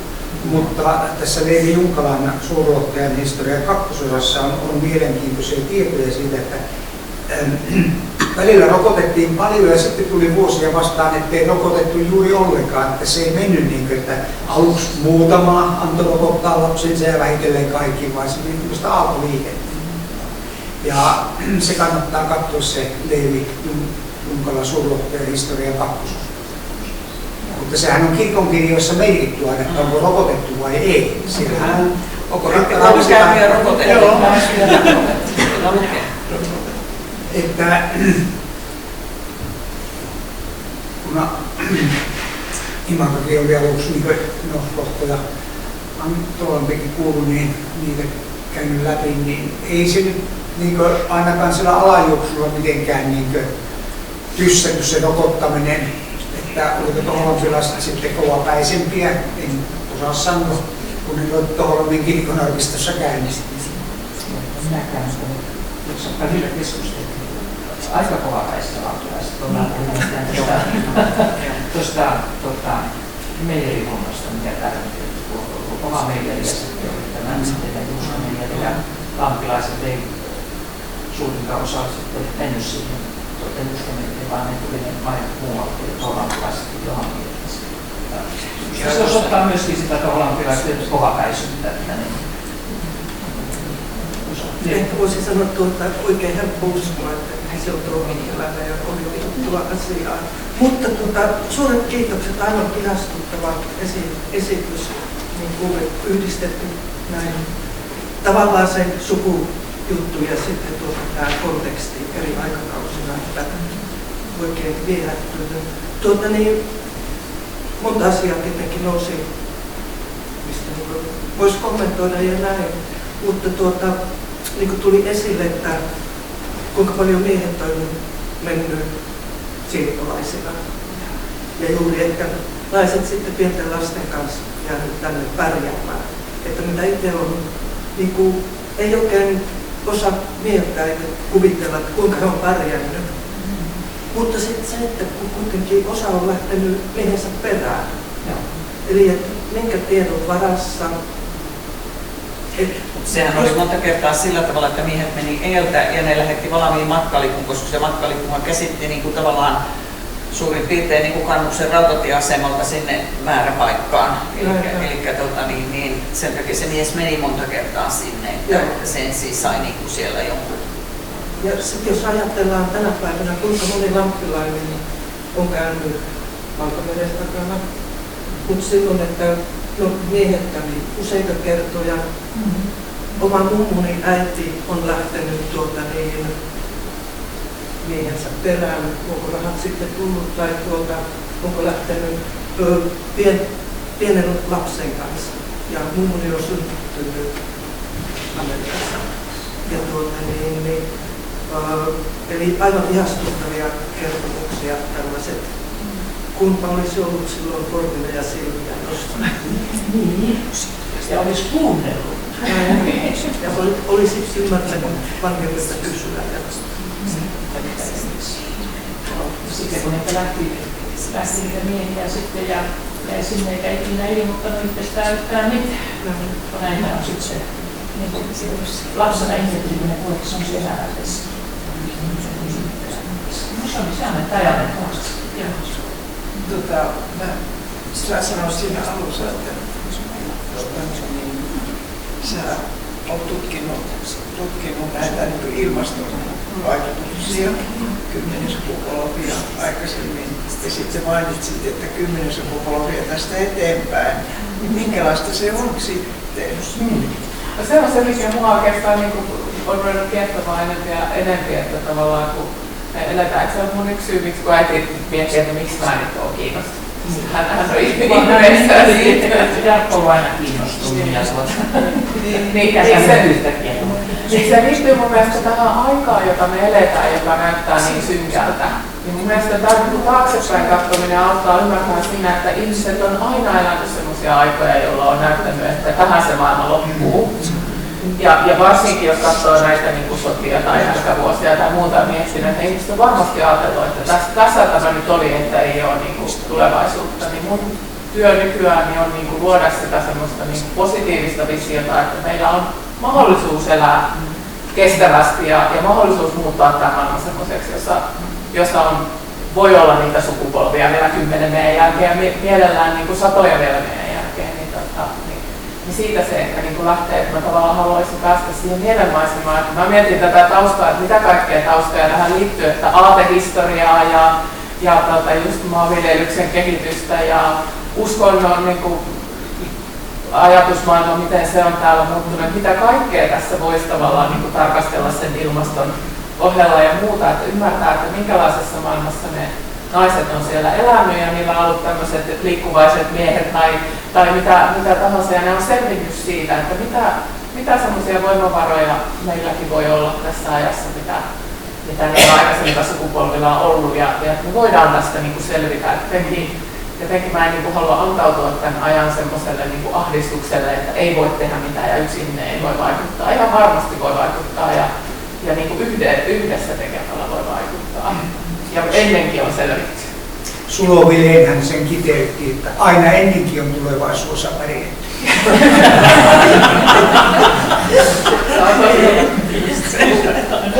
Kuulisetaan muutama vuosi sitten, mä kävin hänen, siis Keski-Pohjanmaan lehtien vuosikerrat aina 10 vuoden välein ja siinä se tämä ilmaston, siis just niin kuin viljanviljely ja tämmöiset kiinnosti. Esimerkiksi Lohtajalla silloin 40-luvun lopussa, mikä tuli tuossa sulkiesityksessä esille, että silloin elettiin niin kuin normaalia lämpimämpiä vuosia, niin Lohtajallakin oli niin kuin vehnää viljeltiin ja Alavirteille perustettiin vehnämyllyyn sen takia, kun nyt alkaa tulla vehnää täällä, kun on niin lämmintä.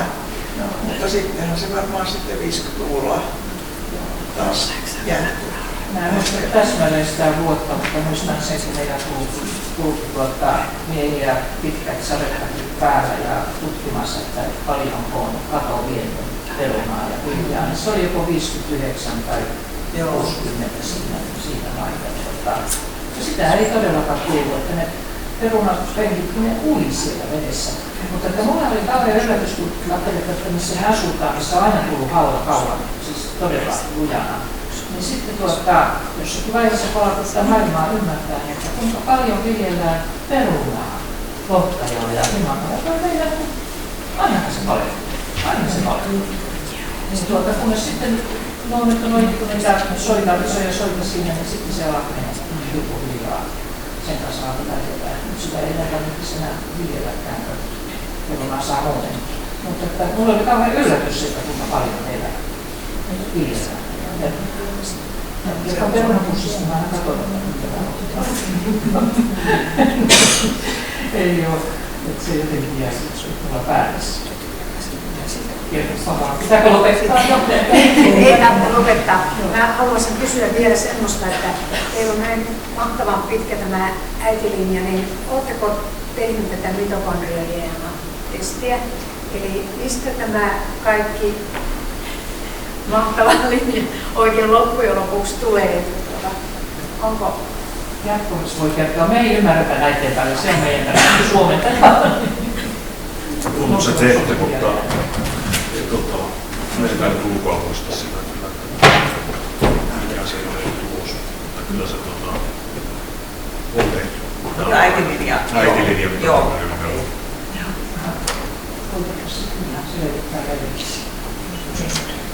sen mä muistan, että se DNA-tutkimus, mikä tuli siitä, että mistä me ollaan.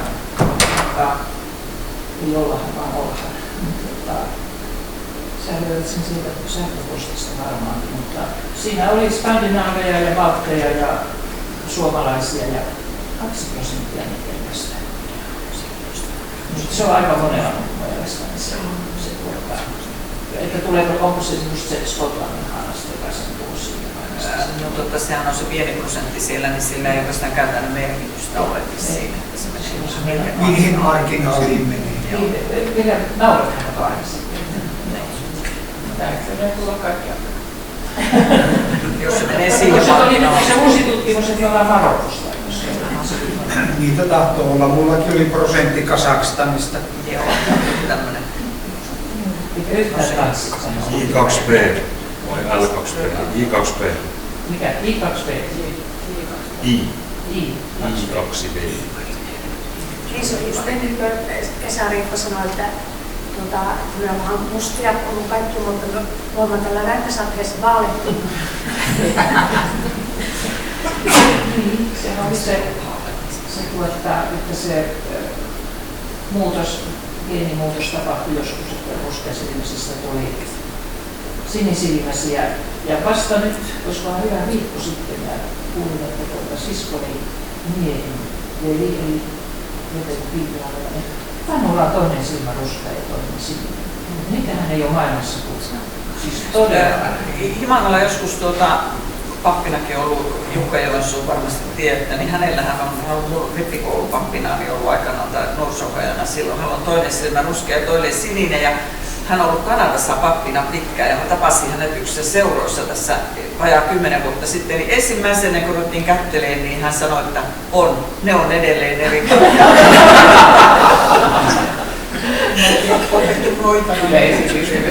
Yleisiä kysymys varmaan. Joo, kyllä. On mahdollista. Tai sitten tämä muistaa hänestä sen. Niin, pelkäksi silmät. Joo. No niin. Nyt on sitten kova iltapäivä. Neuluvailu lähti ja laskettelemaan näkyy lasten kanssa.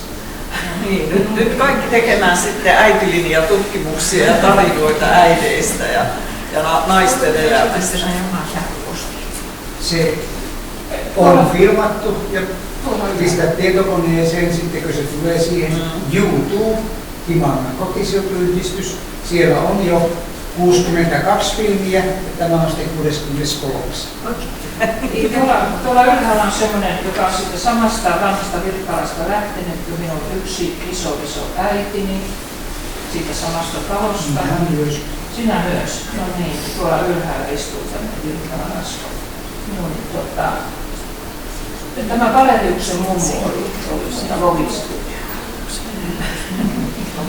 Samassa talossa. Ja toi on niin iso tuo PowerPoint-esitys, että sitä ei kannata katsoa sieltä. Ja Anna-Liisa Kilun sen suku on Virkkalasta myös. Tulivat Himangalle 1800.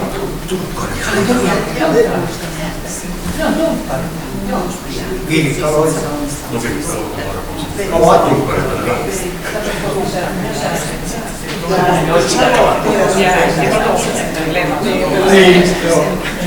Ei missä. On ne kaikki. Minä voisin sanoa, että ainakin me ollaan kaikki, jos sukua. Tai kun ihmiset on kysynyt, että koko tämä jokiranka tuohon ryhmästi on pitkästä. Se on niin läheisiä. Siinä on ja sitten koko tämä kaupunginen ja vetesukku on täynnä. Tietysti sitä voi mennä kävellä sillä, jos tulee kauskalainen vastaan, ja voi varmuutella sitä vaikka niissä. Siihen se puhuin. Mummuni oli varmaan, mutta isä tuli Virkkalasta vävystä. Koska se ei kentällä oli varmaan.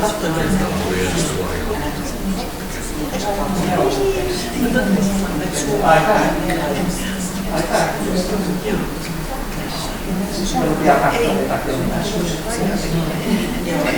Mä sanon tästä tytöstä, että se kävelee pihalla. Mä voisin kuvitella, että se silti tulee mulle. Semmoinen on jonkun verran lyhyempi, kun meillä on tämä iso velijaakkaus, missä on suvut näin sen takana täällä, mutta ihan kävelee samalla lailla kuin meni siellä ja kasvojen tyyli ja tukka ja kaikki. Kyllä se vaan se Kiitoksia.